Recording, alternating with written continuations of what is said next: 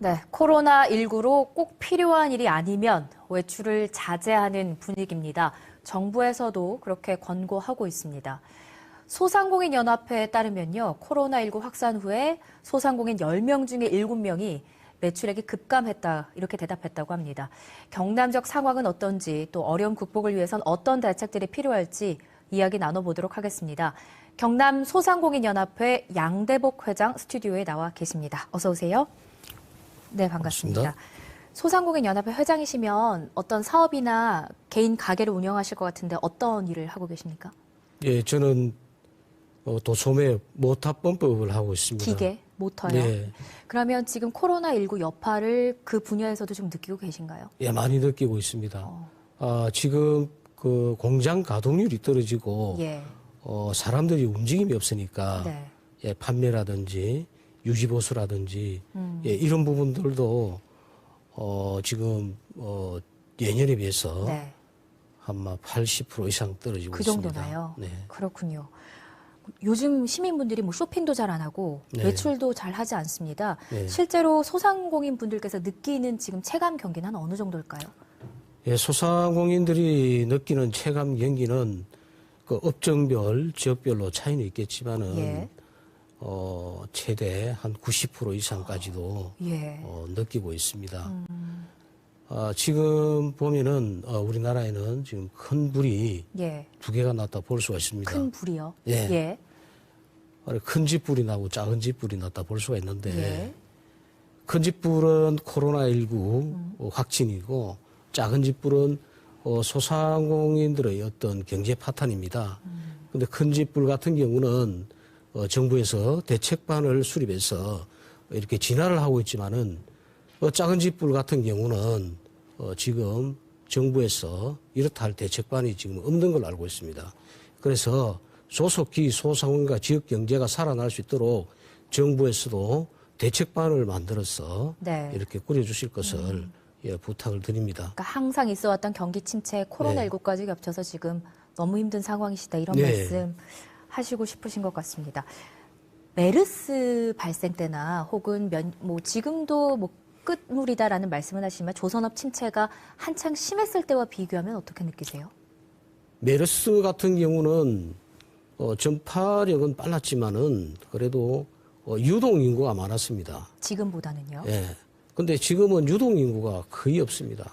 특히나 알림 문자가 수시로 이렇게 오니까 불안감이 한층 더 가중되어 가지고 사람들이 움직임도 없고 또한 그 최저임금 상승이랄지 네. 어떤 그런 이중고를 겪으면서 임금비라든지 식재료라든지 이런 어떤 부담을 이기지 못하고 지금 휴업이나 폐업 쪽으로 가는 이런 분들이 상당히 좀 많은 걸로 알고 있습니다. 방금 말씀하신 알림 문자는 이제 코로나19 확진자의 동선을 알리는 그 긴급 문자를 말씀하시는 것 같은데 그러면 소상공인 분들 입장에서는 이런 동선 공개를 안 했으면 좋겠다 이런 말씀들도 하실 법도 한데 분위기는 어떻습니까? 어떤 말씀들 하세요? 예, 국민의 알 권리니까 알리지 않을 필요는 없다 봅니다. 예. 알려서 조심을 하고 확진을 막아야 되는 것은 사실입니다. 그렇지만은 이 체계가 일반화되고 획일적으로 해야 되는데 지금 너무 이렇게 남발을 한다 이 말이죠. 자주 온다는 말씀이신 자주 거죠? 옵니다. 반복해서. 예, 그렇기 때문에 고객들이나 시민들이 그렇지 않아도 불안한데 이 불안감을 떨치지 못하고 집에서 나올 생각을 안 씁니다. 예. 그래서 이런 부분에 대해서는 조금 일관성 있게 문자를 보내고 네. 또 확진된 어떤 환자들이 다녀간 그런 곳에는 신속하게 소독과 방역을 해서 같이 문자가 소독과 방역이 됐습니다. 네. 이런 문자를 동시에 좀 보내줄 수 있는 시스템을 바꿔줬으면 합니다. 저도 오늘부터 느낀 건데 오늘부터 오는 문자는 뭐 방역이 완료되었습니다. 안전합니다. 그게 오늘부터 왔던 것 같습니다. 그런 긴급 문자가. 그런 부분에 좀 개선이 필요하다 이런 말씀을 해주셨습니다. 그 정부가 지난 13일부터 200억 원 규모의 긴급 경영 안정자금을 지원하겠다 이렇게 말을 했고요. 창원시에서는 500억 원 긴급 네. 자금 지원에 나섰는데 어떻게 된 게 지금 정부보다 지자체가 지원하는 금액이 더 큰 그런 상황이기도 합니다. 예. 하지만 자금 자체가 너무 적다. 예. 이런 얘기 나오는데 어떻습니까? 예, 자금 자체가 턱없이 작습니다. 네. 예, 경영 애로 자금 200억 원과 예. 소상공인 지금 특례보증금 1,000억 원에서 1,200억 원을 지원하고 또 코로나19로 해서 특별자금 또 100억 원을 이렇게 지원하고 있는데 예, 우리 소상공인들은 전국 전체 보면 1조 원이 넘는 자금을 요청한 상태입니다. 아, 전체가요? 예, 그렇다 보면은 예.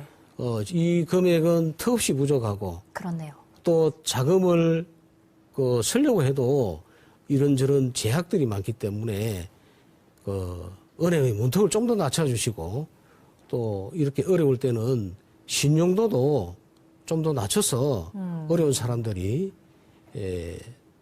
담은 1,000만 원, 2,000만 원이라도 경영 안정 자금으로 쓸 수 있도록 이렇게 해주시고 정부 당국에서는 여야가 합심해가지고 한 1조 원 이상을 대폭 자금을 늘려서 네. 소상공인들과 지역 경제가 살아날 수 있도록 이렇게 해줬으면 하는 바람입니다. 그러니까 대출 적합 기준을 자체를 좀 낮춰야 네. 더 많은 사람들이 혜택을 볼 수 있다. 지금 소상공인 입장에서 가장 필요한 것이 있다면 정부나 지자체에 바라는 것이 있다면 어떤 걸까요? 예, 정부나 지자체에 바라고 있다면은 금방도 말씀드렸다시피 경영 자금을 대폭 늘려주는 것과 예. 또한 수입이 없다 보니까 세금이랄지 또 은행 대출금이랄지 이자랄지 이런 부분을 낼 여력이 안 됩니다. 그래서 세금도 그렇고 또 대출금 또 이자도 마찬가지로 6개월만이라도 이렇게 유예를 시켜주면은 네네. 우리 소상공인들이 그래도 조금 더 경영을 하는데 도움이 되고 만약에 이걸 놓치게 된다 그러면은 신용불량자를 양산을 해서 또 다른 어떤 사회적인 문제가 되리라 봅니다. 예. 예. 마지막으로요. 지금 한 30초 정도 드릴 수 있는데요. 시청자분들이 사실 어떻게 보면 손님이시고 소비자분들이신데 시청자분들께 한 당부 말씀 드리신다면요.